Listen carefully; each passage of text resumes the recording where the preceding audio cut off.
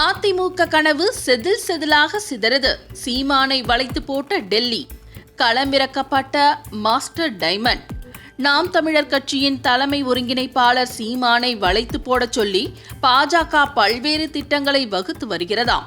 அவர் எடுக்கப் போகும் முடிவில்தான் தமிழ்நாட்டைச் சேர்ந்த 2 முக்கிய அரசியல் தலைவர்களில் ஒரு புதிய அரசியல் தலைவரின் அரசியல் எதிர்காலமே இருக்கிறது. முக்கியமாக நாம் தமிழரை பாஜக கூட்டணிக்கு இழுக்க டெல்லி முக்கியமான மாஸ்டர் டைமண்ட் ஒருவரை களமிறக்கி உள்ளதாம். 2024 லோக்சபா தேர்தலில் நாம் தமிழர் கட்சி தமிழ்நாடு, புதுச்சேரியில் எல்லா தொகுதிகளிலும் படுதோல்வியை அடைந்துள்ளது. ஆனால் சின்னம் மாறினாலும் வாக்கு சதவீத ரீதியாக நாம் தமிழர் முன்னேறியுள்ளது. நாம் தமிழர் கட்சிக்கு 8.9% வாக்குகள் கிடைத்துள்ளன. கிட்டத்தட்ட 9% வாக்குகள் அவை. கரும்பு விவசாயி சின்னம் தமிழ்நாட்டில் நாம் தமிழர் கட்சியின் அடையாளமாக இருந்த சின்னமாகும். கரும்பு விவசாயி சின்னம் தமிழ்நாட்டில் நாம் தமிழர் கட்சியின் அடையாளமாக இருந்த சின்னமாகும். கடந்த சட்டசபை தேர்தலை அந்த சின்னத்தின் கீழ்தான் நாம் தமிழர் கட்சி எதிர்கொண்டது. நாம் தமிழர் கட்சியின் நிரந்தர சின்னமாகிவிடும் என்றெல்லாம் கட்சி நிர்வாகிகள் நினைத்தனர். அந்த சின்னம் இல்லாமல் மைக் சின்னத்தில் போட்டியிட்டது அவர்களுக்கு பெரிய சிக்கலானது. தற்போது நாம் தமிழர் கட்சி அங்கீகரிக்கப்பட்டுவிட்டது. இதனால் சீமான் கேட்கும் சின்னம் கிடைக்கும். அதோடு இல்லாமல் சீமான் அந்த சின்னத்தை அங்கீகாரத்தை இழக்கும் வரை எத்தனை தேர்தல்களுக்கு வேண்டுமானாலும் பயன்படுத்த முடியும். இப்படிப்பட்ட நிலையில்தான் நாம் தமிழர் கட்சியின் தலைமை ஒருங்கிணைப்பாளர் சீமான் எடுக்கப் போகும் முடிவில்தான் தமிழ்நாட்டைச் சேர்ந்த 2 முக்கிய அரசியல் தலைவர்களின் ஒரு புதிய அரசியல் தலைவரின் எதிர்காலமே இருக்கிறது. முக்கியமாக நாம் தமிழரை பாஜக கூட்டணிக்கு இழுக்க டெல்லி முக்கியமான மாஸ்டர் டைமண்ட் ஒருவரை களம் இறக்கியுள்ளதாம். சீமானை கூட்டணிக்கு இழுக்க ஒரு தேர்தல் ஆலோசகரை பாஜக பயன்படுத்த உள்ளதாம். அவர் சீமானை கண்டிப்பாக பாஜக கூட்டணிக்கு அழைக்கிறேன் என்று டெல்லிக்கு உறுதியளித்துள்ளாராம்.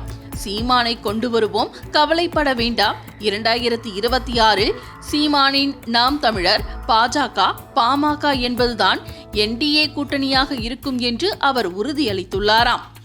இதனால் சீமான் எடுக்கப் போகும் முடிவை பொறுத்து எதிர்க்கட்சி தலைவர் எடப்பாடி பழனிசாமி, முதல்வர் ஸ்டாலின், பாஜக, தமிழக வெற்றி கழக தலைவர் விஜயின் எதிர்காலம் எப்படி உள்ளது என்றால், சீமானுடன் கூட்டணி வைக்க எடப்பாடி முயலும் வாய்ப்புகள் உள்ளன.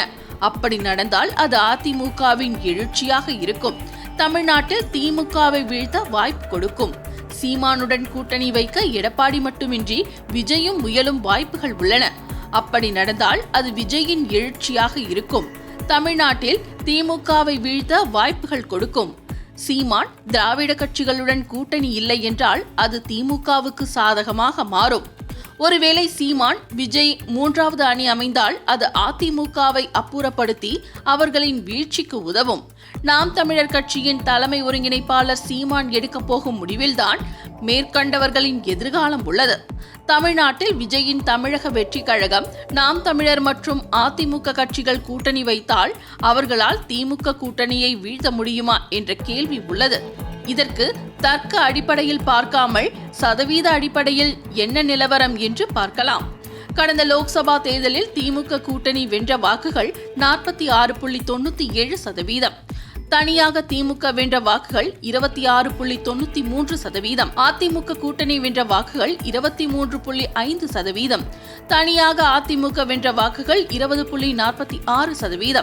நாம் தமிழர் தனியாக வென்ற வாக்குகள் 8.20%. கணக்குப்படி பார்த்தால் கடந்த லோக்சபா தேர்தலில் திமுக கூட்டணி வென்ற வாக்குகள் 46.97%. இது சட்டசபை தேர்தலில் குறைந்தபட்சம் கூட 43 வரை செல்கிறது என்று வைத்துக் கொள்வோம். எதிர்ப்பக்கம் அதிமுக கூட்டணிக்கு 25% வரை வரலாம். நாம் தமிழர் அவர்களோடு சேரும் பட்சத்தில் அது 33ஆக உயரும் வாய்ப்புகள் உள்ளன.